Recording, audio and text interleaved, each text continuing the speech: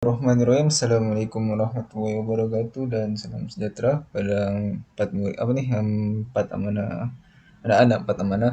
Jadi pada hari itu kita berhenti kepada jenis gelombang lah, di mana dua jenis gelombang itu ada gelombang melintang dan juga gelombang berbujur. Oke, di mana gelombang melintang ni azara mediumnya bergetar pada area yang berserenjang, mata diri pada puncak dan lembangan, di mana gelombang membujur adalah medium bergetar pada arah yang selari dengan arah perambatan gelombang. Jadi dia terdiri pada dua elemen di mana renggangan dan juga mampatan. Sebagai contoh adalah gelombang bunyi lah. Jadi pada hari ini kita masih lagi dalam 5.1 asas gelombang, iaitu kita masuk kepada ciri-ciri gelombang dahulu. Okey, sebelum tu sebelum kita mula kelas seperti biasalah, satu hari satu perkataan ataupun satu tazkirah semasa kelas. Okey, berhenti belajar itu artinya berhenti bertumbuh. Pelan-pelan rezeki bisa menjauh. Seorang pembelajar sejati akan terus belajar dan bertumbuh. Jadi kita ni sebagai manusia ni apabila kita berhenti belajar maka pertumbuhan kita terhenti sampai situ saja. Apa maksud pertumbuhan kita sampai berhenti? Maksudnya pembesaran kita, tapi maksudnya sebagai contoh adalah ilmu kita terhenti sampai situ sajalah. Pengalaman kita terberhenti sampai situ sajalah. Proses kita untuk meningkatkan potensi diri kita berhenti sampai situ sajalah. Di mana belajar ni bila berhenti maka sampai situlah kita stuck. Kita tahu di mana kita ada peluang untuk belajar, maka belajar macam dekat sekolah kita dapat berinteraksi dengan kawan-kawan kita dapat menambah ilmu kita, dapat mengetahui tentang konsep-konsep fizik, matematik dan sebagainya. Jadi benda tu membuat kita sebagai orang insan yang berilmu dan bertambah baiklah macam tu. Okey, pelan-pelan rezeki bisa menjauh. Kenapa rezeki bisa menjauh? Kerana rezeki kita sebagai pelajar, rezeki kita sebagai penuntut ilmu menjauh. Kita tidak merasalah situasi berinteraksi dengan kawan, situasi mencari ilmu di mana-mana tempat macam tu. Jadi itulah seorang pelajar ni sejati ni, dia belajar dan bertumbuh seperti contoh Imam Tashor iaitu Imam Syafi'i yang daripada Mekah ke Madinah untuk mencari ilmu daripada Imam Malik, dan dalam proses tu dia mencari ilmu tu dari Mekah pergi Madinah tu kita tak tahulah dia berjalan dengan naik unta ke berjalan kaki ke, tapi disebabkan dia ingin mencari ilmu dengan Imam Malik maka maka Imam Syafi'i pun menjadi satu orang ulama yang tersohor. Okey, jadi dekat kehidupan ni jangan pernah berhenti belajar lah. Teruskan belajar dengan baca buku, tengok YouTube, perhatian, pengalaman dan sebagainya. Okey. Jadi sebelum tu saya mau tanya lah kan. Profil gelombang air di sebuah kolam ni kita tengok apakah perubahan yang anda dapat perhatikan semasa gelombang itu merambat melintasi permukaan. Kita tengok dia naik ke arah yang lebih cetekan. Dia bilang ni contohnya ombak, fenomena ombak dan dia ada gelombang air di atas tu. Jadi kita tengok apa perubahannya di sini. Jadi kita tahu um, gelombang ni bukan hanya sebagai yang berbentuk macam ini saja. Kita tengok dalam perambatan ni tiba-tiba ada pula dia punya puncak menjadi tinggi. Sekat sini pula tiba-tiba dia punya jadi kecil. Jadi kita tahulah di mana gelombang air ni merambat kawasan Bukit Cantik, laju gelombang berkurang. Jadi baru kita faham, kenapa gelombang ni ada laju kan? Jadi sepasnya lah kita belajar apa berkaitan dengan laju gelombang, apa berkaitan dengan panjang gelombang, ketinggian gelombang itu. Okey. Jadi hasil pembelajaran pada ini masih lagi dalam asas gelombang. Yang pertama sekali adalah kamu akan menerangkanlah ciri-ciri gelombang. Kamu darab kamu saya akan explain mengenai amplitude, tempo, frekuensi, panjang gelombang dan juga laju gelombang ni saya akan explain one by one, dan diharapkan kamu memahami dan dapat menerangkan jugalah apa mengenai ciri-ciri gelombang ni. Tengok ni, take note. Ada 5 ciri-ciri gelombang. Tengok gelombang pun ada ciri-ciri dia kan. Okey, yang kedua ada melakar dan menafsir graf gelombang. Jadi kita akan melihat dua situasi di mana kita analisis graf gelombang tersebut. Graf gelombang tersebut sasaran lawan masa dan sasaran melawan jarak. Jadi dari pandangan daripada berkaitan gelombang pula dan membuat kerja rumah dan soalan diberikan nanti. Ketiga adalah menentukan panjang gelombang, frekuensi dan juga laju gelombang. Okey, kita tentukan dulu panjang gelombang tu. Daripada graf, daripada soalan kita dapat tentukan berapa panjang gelombang, berapa frekuensi gelombang dan laju gelombang itu sendirilah. Jadi kita tengok contoh soalan dia. Okey. Okey, pertama sekali ada ciri-ciri gelombang. Ini adalah ciri-ciri gelombang. Pertama sekali adalah amplitude. Yang kedua adalah tempo. Pertama sekali adalah amplitude, yang kedua adalah tempo, frekuensi, panjang gelombang dan juga laju gelombang. Okey, kita tengok one by one lah. Okey, pertama sekali adalah amplitude. Apa definisi amplitude? Dia ni istilah dia. Okey, sesaran maksimum sesuatu zara dari kedudukan keseimbangan. Ini dikatakan amplitude. Sebagai contoh, ada satu sistem ayunan spring. Sistem ayunan spring diletakkan. Mari kita gerakkan, kita kenakan daya dia. Apabila kita kenakan daya dia, ini adalah daripada keseimbangan dia lah, kedudukan keseimbangan dia, maka dia akan bergerak ke atas dan juga ke bawah. Jadi bergerak secara maksimum, sesaran maksimum di atas dan juga di bawah ni, di atas dan juga di bawah ni, maka di sinilah amplitude dia. Amplitude dia di sini. Okay, amplitude dia di atas, bawah. Jadi bila kita takrifkan dia sebagai dalam satu graf lah mungkin, bila kita tengok dia satu graf jadi graf gelombang, maka kita tahu amplitude ni macam ni di bawah. Okey. Sebagai contoh gelombang air kan. Gelombang air pun sama juga. Bila kita nampak gelombang melintang ni, yang di atas ni adalah amplitude dia. Di mana amplitude ni adalah sesaran maksimum sesuatu zara. Sebagai contoh ni lah, bila dia zahra tu bergerak ke atas, itu di mana sesaran maksimum lah. Itu amplitude. Okay. Yang kedua adalah tempo. Tempo ni adalah masa yang diambil oleh zahra, take note ni masa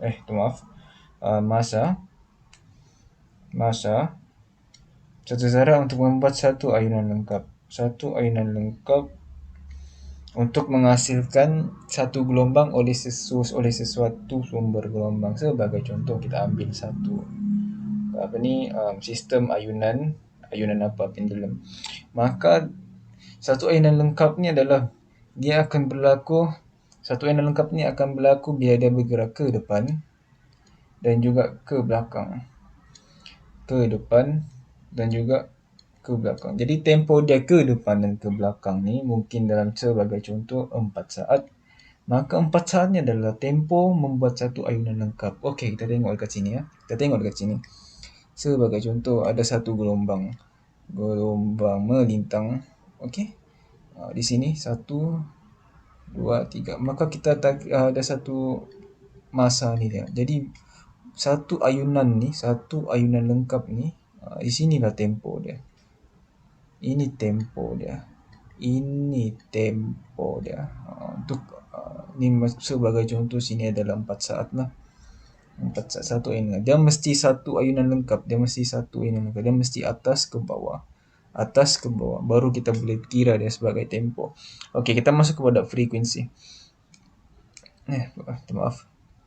Kita masuk pula kepada frekuensi. Frekuensi ni apa? Frekuensi adalah bilangan ayunan lengkap yang dilakukan oleh sesuatu zara atau bilangan gelombang, yang dihasilkan oleh sumber gelombang dalam satu saat.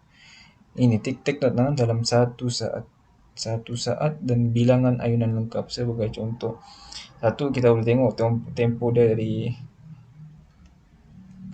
kita tengok tempo tadi, kita boleh nampak dia 1, kedua, baru kita boleh cakap dia sebagai tempo. Untuk frekuensi adalah di mana bilangan ayunan lengkap sesuatu zara atau bilangan gelombang yang dihasilkan dalam satu saat. Contoh frekuensi adalah 1, 2, 3, 4, 5, 6, 7, 8, 9, 10. Maka itu frekuensi dia.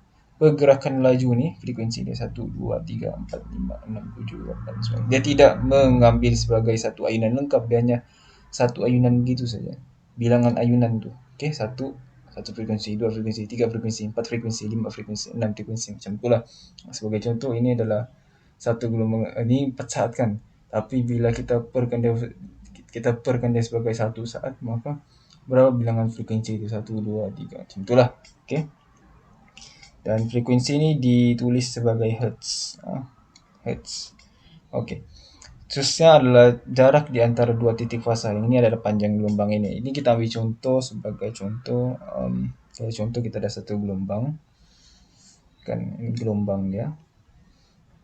Kita ambil titik fasa dia di sini. Dari atas, dari point A kepada point B. Maka di atas ni adalah lambda dia, panjang gelombang dia. Dia mesti di antara dua titik fasa.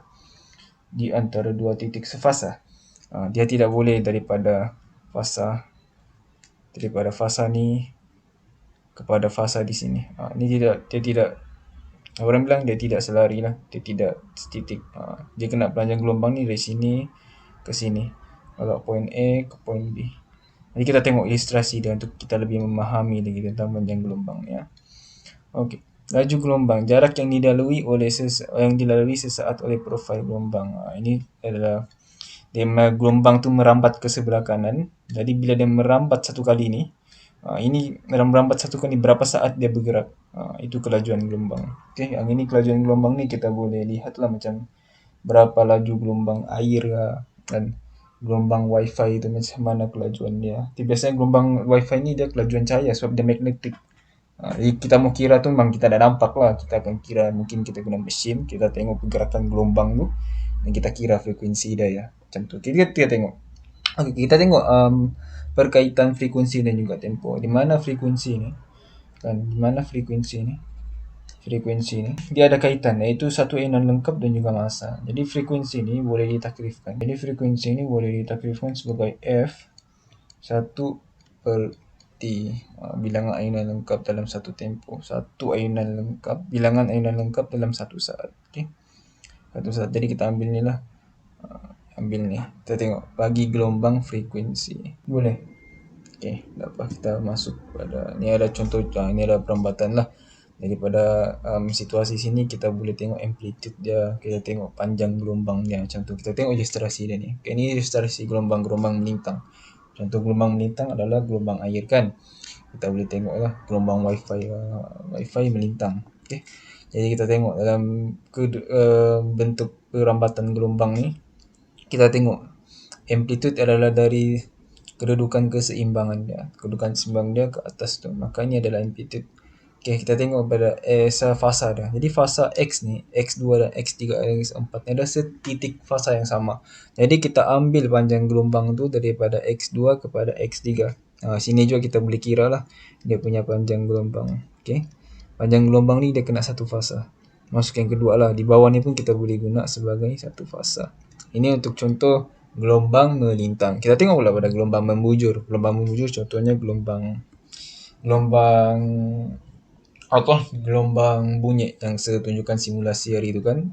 Jadi dalam gelombang bunyi ni dia ada dua tempat, iaitu pertama sekali adalah mampatan dan juga renggangan. Jadi untuk mengetahui panjang gelombang tu kita kena cari titik fasa dia yang sama, di mana mampatan dan juga mampatan. Dia tidak boleh daripada renggangan sebab renggangan ni dia bukan satu fasa dengan mampatan. Dia tidak sama tinggi macam itulah. Dia tidak sebaris.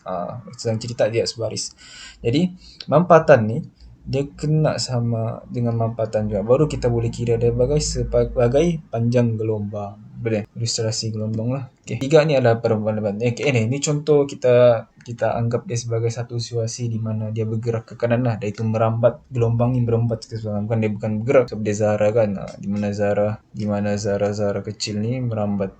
Zara kecil ni merambat. Gelombang dia begini dia bergerak. Cuma kita nak nampak lah.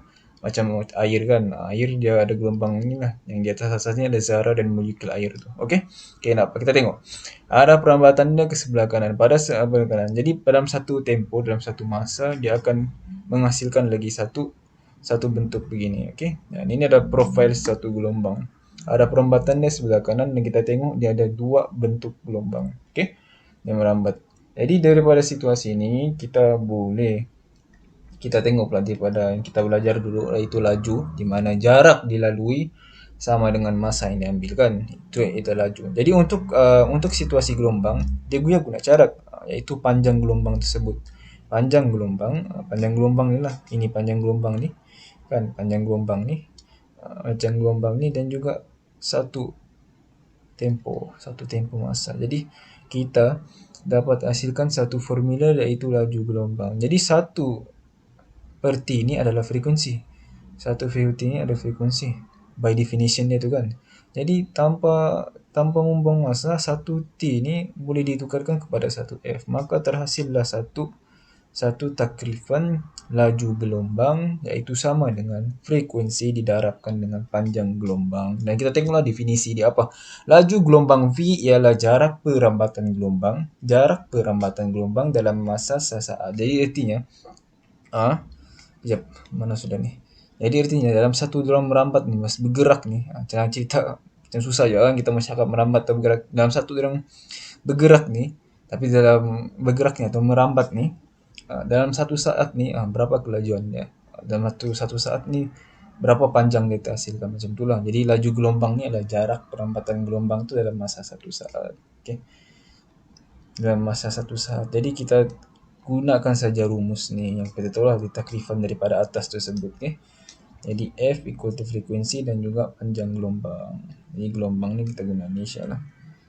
Okey, dan kita tengoklah cara yang melakar dan menafsir. Okey, kita tengok budak LO yang kedua, iaitu melakar dan menafsir gelombang. Jadi untuk melakar dan menafsir gelombang ni kita ambil daripada satu situasi lah, di mana dia graf ni sebenarnya terhasil apabila apa? Apabila kita buat satu data kan, eksperimen, kita gerakkan dia. Bila gerakannya kita letak di dalam mesin, maka terhasilnya satu bentuk gelombang. Macam ni lah, graf sesaran melawan massa. Jadi kita tengok macam mana kita melakar dan juga menafsirnya dia. Okey. Okey, kita tengok ni. Kita tandakan dia sebagai amplitude dalam satu panjang gelombang. Okey, dalam satu tempo. Maka kita lekup bikinnya. Okey, 1, 2, 3, 4, 5. Okey, boleh nampak lah. Kita tengok ni sebagai contoh ni kan. Graf sesaran melawan massa. Graf sesaran melawan massa. Jadi kita buat dulu satu gelombang tu yang dihasilkan ni. Graf melawan massa ni. Graf melawan massa ni. Okey. Kita tengok. Jadi dalam situasi di mana graf sesaran melawan massa ni, sebagai contoh lah kamu ada soalan kan, soalan exam ke, soalan apa, ataupun sebagai kamu ambil data daripada eksperimen ke, kamu dapat kamu plot lah dia punya graf ni, dan kita dapat graf sesaran melawan massa. Jadi pada gelombang ni kan, eksperimen gelombang ni, kita tengok graf sesaran melawan massa ni, kamu akan mendapat dua maklumat. Take note ni, kamu akan dapat dua maklumat, iaitu amplitude dan juga tempo. Ingat, untuk graf sesaran melawan massa, kamu memperoleh dua informasi, iaitu amplitude dan juga tempo. Supaya kita tahu tempo adalah 3, amplitude adalah 3. Maka amplitude gelombang ni adalah 3 cm. Manakala tempo dia adalah 0.8. 0.8 tempo dia lah untuk membuat satu ayunan lengkap atas ke bawah, kiri ke kanan dalam masa 0.8 saat. Maka tempo dia. Okay, take note ya. Graf sesaran melawan massa kita dapat ni lah. 4 cm ni adalah amplitude dia. Manakala panjang gelombang dia, kita tahu panjang gelombang ni adalah satu fasa. Satu fasa ke fasa yang lain. Jadi panjang gelombang ni adalah 6 cm. 6 cm. Okey, apa lagi contoh gelombang lain yang satu fasa ni apa sah? Kita ambil dari sini ya. Daripada 1.5 kepada 7.5. Jadi ini gelombang dia, panjang gelombang dia. Bukan gelombang dia, panjang gelombang dia. Jadi 7.5 tolak 1.5 adalah 6 cm. Gitulah. Kalau macam dari 3 ke 9, 9 tolak 3, maka dia punya pun dapat juga 6 cm. Jadi ada dua lah kan. Ada dua maklumat. Ingat nih, graf sesaran melawan jarak, ada dua maklumat yang kamu dapat, iaitu amplitude dan juga panjang gelombang. Okey, bolehlah kita tengok contoh soalan. Ini senangnya nih. Raja menunjukkan graf sesaran melawan massa dalam satu sistem ayunan spring berbeban. Cari amplitude, tempo dan juga frekuensi. Jadi amplitude sesaran melawan massa. Jadi kita boleh dapatkan dua maklumat lah. Yang pertama adalah amplitude, yang kedua adalah tempo. Jadi amplitude dia adalah berapa? Amplitude dia ada 5 cm. Sesaran maksimum ke atas dan juga ke bawah. Jadi amplitude dia adalah 5 cm. Bagaimana pula dengan tempo? Kalau tengok bagi satu tempo, definisi dia satu ayunan lengkap kan. Macam ni tempo dia. Jadi 0 ke 0.4. Ini tempo dia. 0.4 saat. Frekuensi macam mana? Seperti yang kita tahu, rumus tadi, frekuensi adalah frekuensi bersamaan dengan 1 bagi dengan tempo. Jadi adalah 1 bagi 0.4 lah. 4 cm. Kita dapat berapa? 2.5. Saya lupa.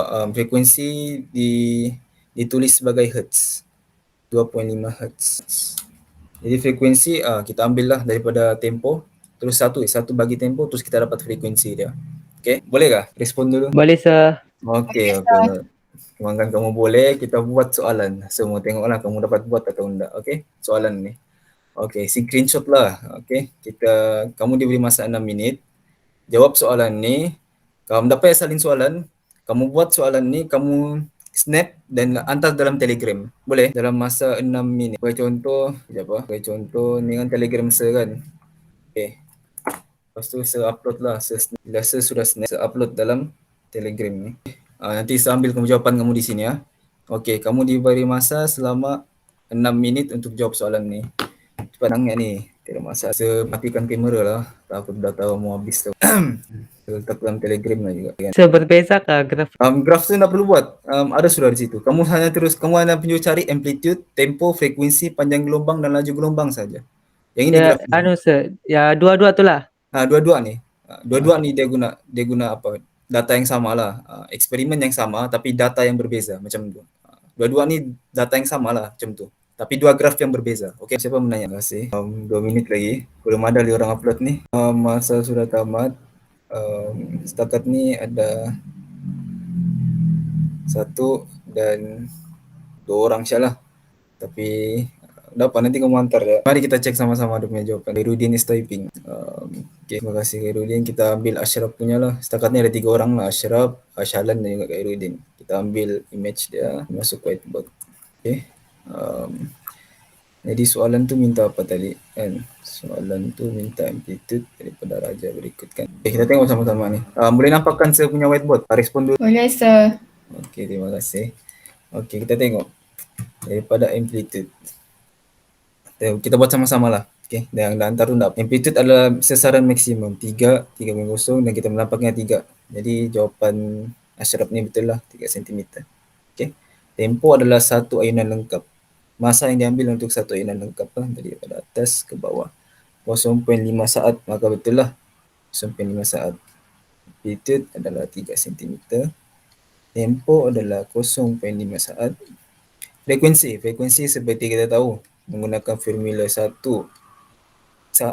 sama dengan T daripada tempo, maka 1 dibagi dengan 0.5 saat. Maka frekuensi adalah 1.05. Oh, dah apa? Kurang tepat. Kurang tepat Ashraf. Tapi tak apa.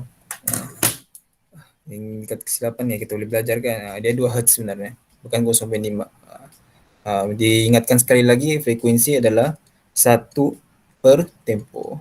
Jadi ini adalah 1 bagi dengan 0.5 lah. Maka frekuensi adalah 2 Hz. Baik, panjang gelombang. Panjang gelombang adalah satu titik fasa gelombang tu merambat lah. Dari sini ke sini satu fasa. Dari sini ke sini satu fasa. Jadi untuk mencari panjang gelombang ni kita ambil daripada graf sesaran melawan jarak. Jarak dia lah. Jadi dia punya panjang adalah 5 cm sebenarnya. Ini panjang gelombang sini. Sini pun satu panjang gelombang. Kita tahu ini dia punya lambang. Maka panjang gelombang sama dengan kita 5 cm. Okey. 5 cm. Bagaimana kita mencari laju gelombang? Okey. Laju gelombang adalah V, yang kita tahu rumusnya V equal to frequency didarabkan dengan panjang gelombang. Jadi frekuensi adalah 2 Hz. Manakala panjang gelombang adalah 5 cm. Jadi apa dia punya unit? Jadi maka panjang gelombang ini merambat dalam satu saat adalah 10. 2 darab 5, 10 kan 10 cm per saat. Okey. Jadi dalam graf ni sesaran melawan masa. Daripada graf sesaran melawan masa kita boleh mendapatkan amplitude dan juga tempo. Okey. Manakala graf sesaran melawan jarak, kita mendapat maklumat amplitude dan juga panjang gelombang. Okey. Boleh ke semua? Hello? Boleh, sir. Okay, terima kasih. Okey, Ashraf sudah hantar. Hirudin juga. Okey, ada 3 orang. Ada apa? Artinya kamu dapat tahulah macam mana. Nanti saya bagi juga dia punya event. Okey, kita dapatlah amplitude, tempo dia, frekuensi, panjang gelombang dan juga laju gelombang. Okay, kalau ada contoh soalan macam tu, bolehlah buat. Okay, habislah kita pada 5.1. Jadi kita tengok baliklah kita punya LO. Adakah kamu dapat menjalankan amplitude? InsyaAllah dapat. Apakah tempo, frekuensi, panjang gelombang dan juga laju gelombang. Jadi ciri-ciri gelombangnya ada 5 lah. Amplitude, tempo, frekuensi, panjang gelombang dan juga laju gelombang. Yang kedua adalah melakar dan menafsir graf. Kita sudah lakarkan graf tadi, sesaran melawan massa dan juga sesaran melawan jarak. Okey. Lepas tu daripada graf ni juga kita sudah tafsir dan kita boleh mendapatkan panjang gelombang, frekuensi bergelombang dan juga laju gelombang. Okey. Macam inilah kita dapat tadi. Tak apa. Kita belajar sama-sama kan. Percubaan yang baiklah. Kita boleh nampak kesalahan kita, boleh kita baiki lepas tu. Frekuensi 1/T sebenarnya. Okey. Laju gelombang menggunakan formula frekuensi didarabkan dengan frekuensi dan juga panjang gelombang. Boleh. Okey. Jadi habis tu 5.1, rest dulu 1 minit. Okey. Penat kamu kan. Tak apa. Lepas ni kita belajar 5.2. 5.2 sekejap saja. Penerangan saja. Okay, rest dulu 1 minit. Penat kamu ni kan. Okey. Sudah rehat 1 minit. Nah, kita sambunglah kepada subtopik yang baru. Iaitu 5.2. Pelembapan dan juga resonan. Okey. Sekejap. Saya share screen balik. Okay, 5.2. Pelembapan dan juga resonan. Okey. Pada akhir pembelajaran ni, kamu akan dapat sama sekali ada memerihalkan. Kamu dapat describe apa itu pelembapan dan juga resonan bagi satu sistem ayunan dan juga getaran. Daripada pelembapan dan resonans ni ada satu dalam satu sistem tu dia akan menghasilkan gelombang lah. Dari gelombang tu kita dapatkan fenomena pelembapan dan juga resonan. Jadi apa tu pelembapan dan resonan akan diterangkan nanti oleh saya dan kamu juga dapat menerangkan secara lisan dan juga bertulis nanti. Okey. Yang kedua adalah mewajarkan kes resonan terhadap kehidupan. Okey, sebagai contoh kamu melihat video kesan resonan lah terhadap jambatan dan kamu juga akan mencari maklumat berkaitan dengan resonan dalam kehidupan seharian. Okey. Lepas tu nanti kamu bentangkanlah, saya akan pick secara random juga. Okey. Tak apa. Kita tengok dulu satu simulasi ni kan. Tengok satu simulasi kan, kita ayunkan dia, kita lepaskan dia dan kita lihat pendulum ni berhenti. Okey. Kan. Kita lihat pendulum ni berhenti. Okey. Saya mau tanyalah, mengapa bandul tu berhenti selepas sesuatu masa? Kenapa bandul ni berhenti dalam lepas Sebab dia ada beban. ada beban? Terima kasih. Ini yang dikatakan fenomena pelembapan. Terima kasih kerana menjawab. Okay. Sebenarnya dia adalah satu fenomena pelembapan. Okey. Satu fenomena pelembapan. Jadi apa perlu itu pelembapan, sir? Okey, pelembapan adalah pengurangan amplitude dalam satu sistem ayunan akibat kehilangan tenaga. Semasa pelembapan berlaku, frekuensi ayunan adalah kekal manakala amplitude ayunan berkurang. Seperti yang kita lihat dalam simulasi ini, dia sebenarnya bukan kerana beban, tapi kerana daya geseran ataupun rintangan udara. Seperti kita daripada definisi tadi, pelembapan ialah pengurangan dengan amplitude. Tapi kita tengok amplitude makin lama makin kurang. Sesaran maksimum dia makin lama makin kurang. Tapi frekuensi dia adalah masih sama. Kau tengoklah dalam graf ni, bila kita tafsirkan simulasi ni dalam graf, kita tengok amplitude dia makin lama makin berkurang. Apa yang telah dimasukkan makin lama? Apabila amplitude ni berkurang, maka dikatakan dia satu sistem ni kehilangan tenaga. Okay. Mana saya punya apa? Okey, amplitude dia makin berkurang, tapi frekuensi dia masih sama. So itu bilangan ayunan dengan frekuensi ni. Cuba tengok tempo dia. Dari sini ke sini masa dia tetap sama. Masa dia sama. Dari sini ke sini pun masa dia masih sama. Tapi yang kita lihat dalam graf ni, amplitude dia makin berkurang. Okey, itu yang dikatakan pelembapan. Okey, kita tengok ni ya. Pelembapan. Jadi pelembapan ni dia terbagi kepada dua. Lama sekali ada pelembapan luar. Pelembapan luar ialah sistem kehilangan tenaga bagi mengatasi daya geseran atau rintangan udara. Yang ini adalah daya luar lah, daya luar yang dikenakan. Sebagai contoh, pelembapan ni berlaku, fenomena pelembapan ni banyak berlaku dekat taman permainan kita. Kan, taman permainan kita apa? Ayunan, kan? Ayunan, kita mainlah ayunan. Pas kita main ayunan ni, kita tolak. Kan, kita tolak.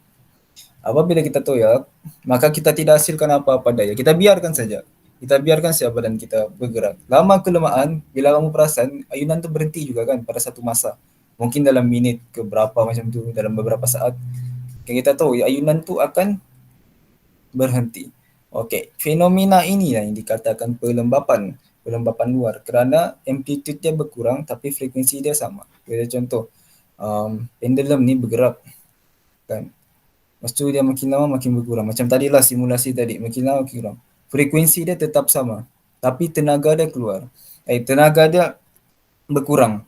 Jadi daripada kita menampakkan contoh buayan ni, pelembapan ni buayan ni telah berlaku kan, pelembapan luar.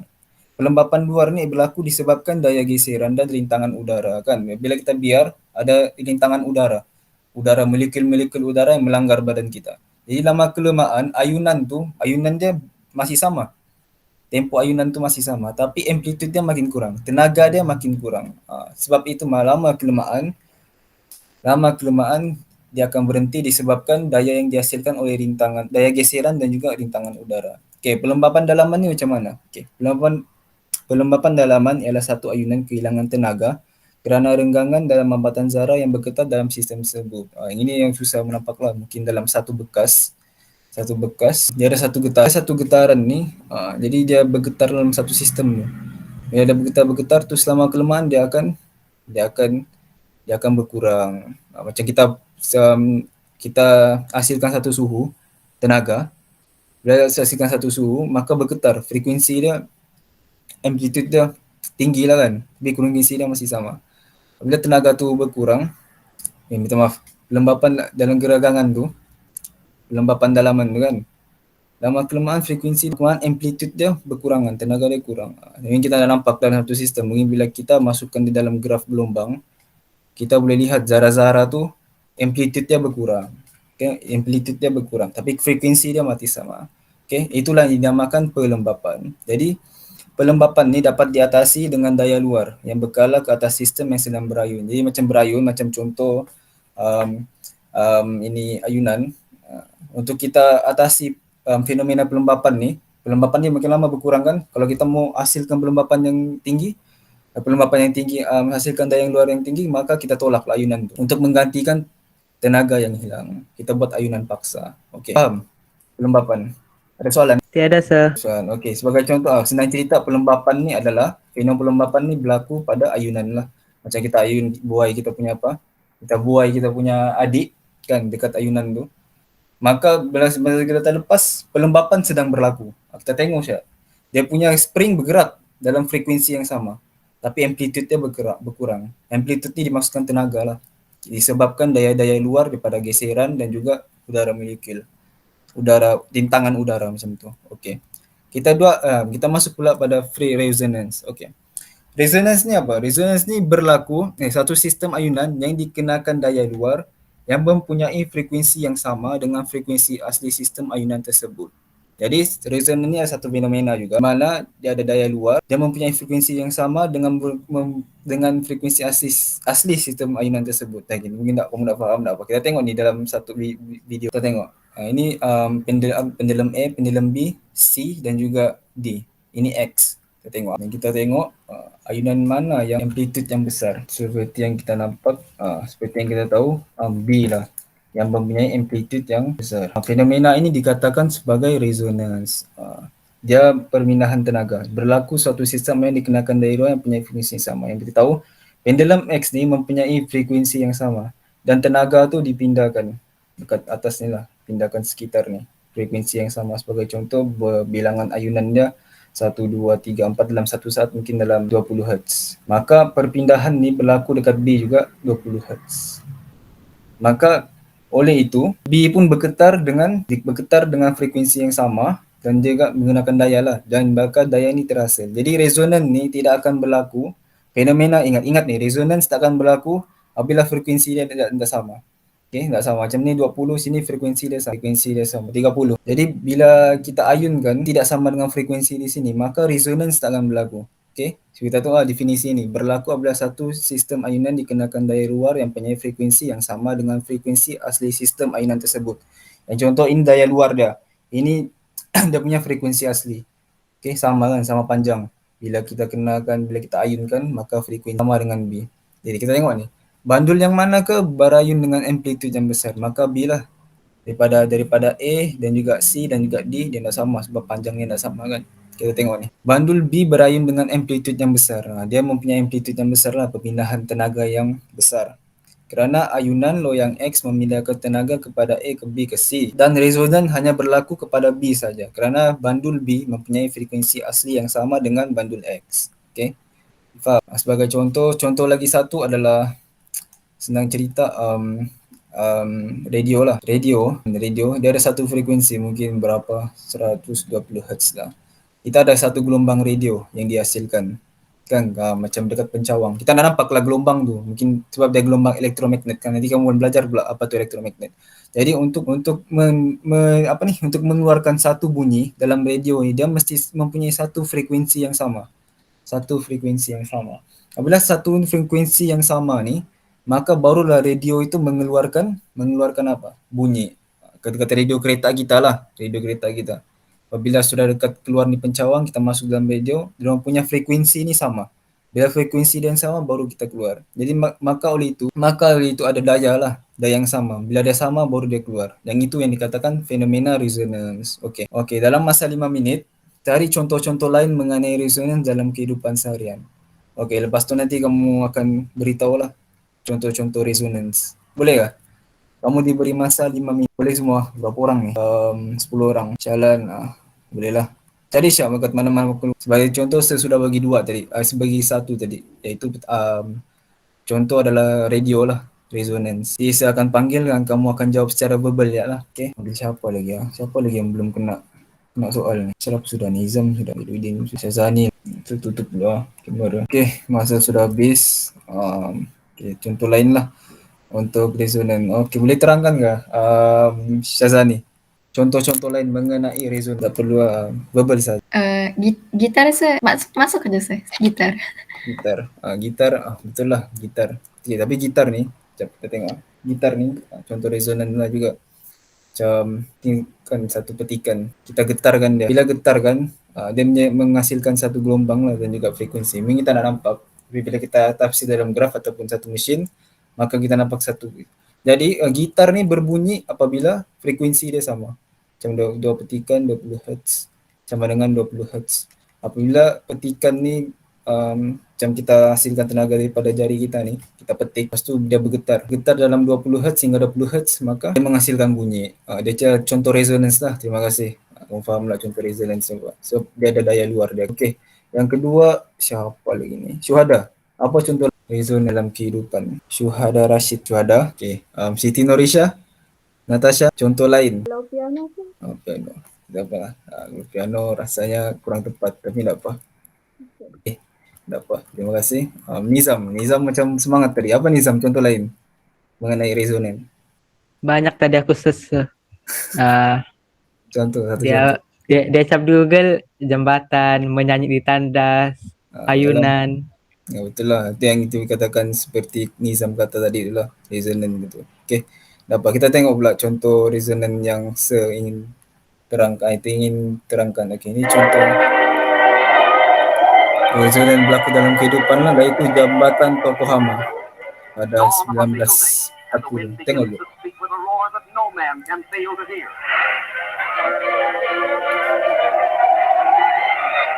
In a 40-mile-an-hour gale, the center span weaves like a ribbon in a swinging twist that you wouldn't believe possible unless you could see it as you do now. There's an automobile caught on the heaving roadway. The 11,000-ton center span twists and strains the giant cables that support it. Cables of 6,300 wire strands, each 17 inches thick.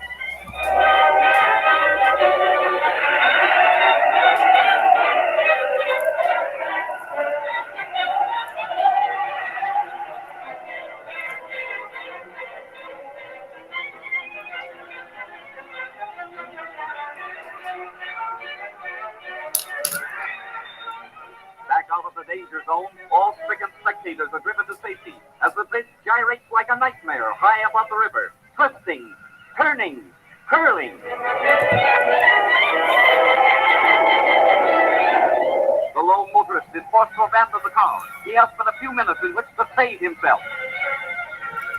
Face to face with fate, his destiny hanging in the balance. Will he heed the last warning or perish with the doomed structure?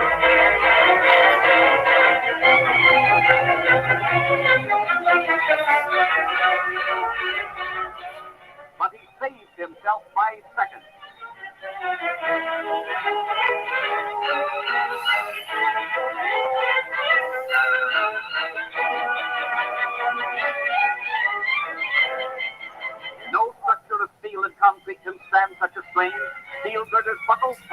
cable snap like puny thread. There it goes. Dia dah runtuh.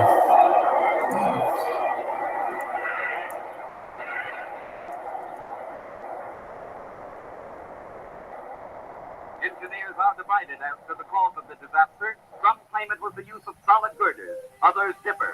But whatever the reason, Tacoma will rebuild. This time a bridge that will not provide a super thrill in the news.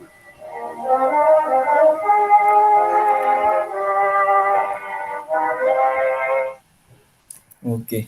Berikut merupakan contoh resonans kepada kehidupan lah. Antara jambatan. Okay, jambatan Tokohama tu pada 1940, dia ada merupakan satu tiupan angin.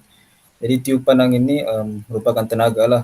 Tapi kita nak nampak lah dia macam mana gelombang dia kan. Mungkin gelombang dia dalam molekul angin lah kan. Macam begini juga bintang. Jadi jambatan ni dia ada frekuensi asli dia tersendiri. Frekuensi asli dia tersendiri. Mungkin dalam 120 Hz kan, 20 Hz. Jadi dia macam mana kita mau tahu dia punya Hz okay, contohnya satu jambatan ni ada getaran-getaran molekul dia sendirilah, zarah, jisim jirim dia tu. Jadi dia ada frekuensi dia sendiri, getaran-getaran yang ada pada jambatan tu. Jadi tiupan angin ni menghasilkan satu frekuensi yang sama, 120 Hz juga, equal untuk kepada jambatan tu. Jadi menyebabkan terhasilnya daya luar kepada jambatan itu. Jadi bila angin tu mempunyai frekuensi 120 Hz sama dengan jambatan tersebut, maka terjadinya fenomena resonance. Maka ada daya luar yang dikenakan kepada jambatan tu. Sebab tu dalam masa beberapa saat, dalam masa 22 minit macam tu, maka jambatan itu terus runtuh. Tiupan angin lah. Mungkin kita nak nampak lah macam mana dia punya jirim tu bergerakan, molekul angin tu. Tapi dia merupakan satu frekuensi yang sama dengan jambatan tersebut. Jadi oleh itu jambatan tu runtuh. Okay, contoh lain adalah macam sebuah gelas kan, ada orang menyanyi opera ataupun pembesar suara kan. Okey. Dalam gelas ni dia ada zarah-zarah molekul atau jirim dia yang bergetar pada frekuensi yang aslinya lah, mungkin frekuensi dia 30 Hz kan. Frekuensi dia 30 Hz. Jadi untuk memecahkan satu gelas kaca ni, kita kena menghasilkan frekuensi bunyi yang sebanyak 30 Hz juga. Mungkin kita nak nampak lah gelombang bunyi itu macam mana kan. Atau gelombang dia macam ni, dia bergetar. Mungkin kita hasilkan satu graf dia macam ni, frekuensi dia. Okay. Yang ini pun frekuensi dia macam ni juga. Kalau kita tafsirkan dalam bentuk graf lah, untuk dua fenomena ni. Jadi apabila 30 Hz ni bersama dengan 30 Hz dalam kaca tu, frekuensi dia tu yang bergetar tu, maka terjadinya daya luar kepada gelas ini. Bila gelas ini mempunyai daya luar, maka dalam masa beberapa saat ataupun selepas itu dia memindahkan tenaga yang banyak lah. Tenaga yang banyak, terus maka kaca ini pecah. Dia tak boleh 40 Hz, 40 Hz atau 50 Hz. Sebab kalau 40 Hz dia bentuk gelombang dia lain sudah. Atau 50 Hz bentuk gelombang dia lain sudah. Dia kena mempunyai gelombang yang sama kan, 2 kali gelombang yang sama, baru dia dapat pecahkan gelas tersebut. Begitulah contoh-contoh resonance. Yang macam dulu 1940 ni mungkin engineer jurutera belum tahu lagi kan berkenaan dengan resonance kan, resonance. Mungkin orang banyak belum kaji lagi. Orang tak tahu pun yang sebenarnya gelombang angin ni ataupun tenaga angin ni, tiupan angin ni menghasilkan satu resonance frekuensi yang boleh menyamai kepada jambatan tersebut. Jadi bila dia sama, getaran pun berlaku, permindahan tenaga pun berlaku, dan apabila permindahan tenaga berlaku, lama kelamaan jambatan itu runtuh. Okey, boleh faham ke semua? Terima kasihlah. Mungkin Boleh, sir. Nizam semua tadi sudah bentangkanlah tadi mengenainya. Okey, terima kasih dan rasanya sampai sini saja. Jadi pada akhir pembelajaran, adakah kamu melihat kata lembapan ataupun resonan? Lembapan seperti tahu contoh dia adalah buayan lah. Lembapan ni adalah satu amplitude, mana amplitude dia kurang tapi frekuensi dia masih sama, tempo dia masih sama. Manakala resonan adalah daya yang luar dihasilkan disebabkan frekuensinya sama dengan frekuensi asli dia. Macam saya terangkan tadi lah. Kedua, mengajarkan kesan resonan kepada kehidupan. Kamu telah bentangkanlah tadi berkaitan dengan kehidupan. Okay, Syazani bilang gitar. Satu petikan gitar, frekuensi dia sama maka terhasillah bunyi. Contoh dia radio. Okay, dan juga jambatan tadi. Terima kasih. Jadi mau habislah kelas kita. Jadi saya semua satu orang lah. untuk rumuskan kelas kita pada hari ini. Siapa yang dipetik kan namanya ni? Nur Umaira, apa yang kamu dapat pada kelas hari? Kamu boleh simpulkan apa? Umaira, boleh. Kalau tidak dapat chat saja. Kalau tidak dapat chat saja. Rumuskan apa yang anda dapat tentang pembelajaran hari ini. Kaitan amplitude kah, frekuensi kah, resonance kah, pelembapan kah. Secara verbal saja. Tidak perlu malu. Salah betul belakang sini. Dia respon ni. Biasa dia respon. Amira, Nur Umaira. Nur Amira Dini. Okay, dapat. Syalan, apa yang kamu dapat rumuskan tentang pembelajaran hari ini? Cakap siapa apa? Ada dalam kehidupan seharian. Dan juga mempunyai ciri-ciri lah kan. Dia ada amplitude dia, frekuensi dia. Jadi benda ni kita boleh dapatkan lah bila melalui graf, melalui soalan macam tu. Contohnya pelembapan dan juga resonan lah. Kita sebelum ni kita tak tahu pun resonan ni macam mana. Kita tak tahu pelembapan ni macam mana. Rupanya yang kita tengok sama ni macam buayan tu, rupanya dalam fizik ini merupakan pelembapan. Dalam resonan bila kaca tu pecah, bila yang orang opera tu, rupanya ini fenomena resonance kerana frekuensi dia sama. Okay, terima kasih Syalan. Umaira macam lain dia tak berapa kuat tadi kan. Tak apa. Syam Syuhada pun sudah maklum pada saya, tak dapat. Siti Norisha, apa yang kamu boleh simpulkan pada hari ini? Oh enggak. Kenapa orang ya? Okey, tak apalah. Khairuddin, apa kamu boleh rumuskan pada hari ini? Syraf, apa yang kamu dapat rumuskan pada hari ini? 15 minit lagi sampai kelas. Ya, sir. Apa? Apa yang kamu belajar tentang hari ini? Apa yang dapat penting pelajaran? Apa sekejap? Apa jawab saya? Ini adalah setiap frekuensi. Jawab saja, rumuskan saja. Jawab saja. Seronok kah apa yang kamu belajar hari ini? Amplitude kah, frekuensi kah, pelembapan kah, resonance kah? Pendapat kan, sir? Ya. Ya. Dapat mengetahui tentang benda lah. Yang macam saya cakap tadi tentang gelas yang pecah tu. Dari contoh resonance. Contoh. Okey, terima kasih Ashraf. Ada berapa minit lagi? Nizam banyak cakap. Apa yang kamu boleh rumuskan? Apa yang kamu dapat hari ini mengenai frekuensi kah, gelombang kah, panjang gelombang kah? Yang ada yang secakap kelas tadi yang pasal gitar yang dia masih frekuensi yang sama baru dia ada keluarkan bunyi. Betul. Okey, itulah daripada graf juga. Dalam graf tadi okey juga dalam soalan graf tadi. Daripada graf tu kita dapat amplitude, frekuensi dengan formula dia. Boleh Nizam? Boleh, sir. Okey. Terima kasih Irudin semua. Jadi maka oleh itu habislah kelas kita pada hari ini dan jangan lupa upload kau punya refleksi sendiri. Macam biasalah, saya sudah letak dalam Telegram dan juga WhatsApp untuk upload dalam Padlet.